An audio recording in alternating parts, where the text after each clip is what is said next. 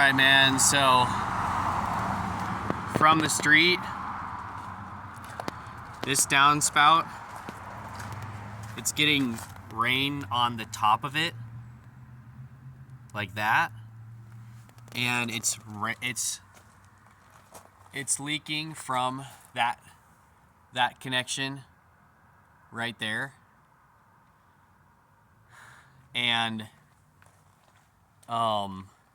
I noticed it didn't have any screws in the right side or the left side, but it's just probably not fitted quite right. Like, for example, over here, I noticed that there's actually a screw. If you see that little screw right there, and that little screw right there.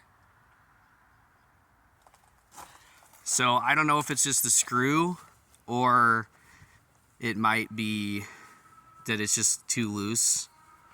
But yeah, if you have any questions, just let me know, and let me know if that makes sense. And if not, I can just come tomorrow, and I don't know. All right, thanks, bye.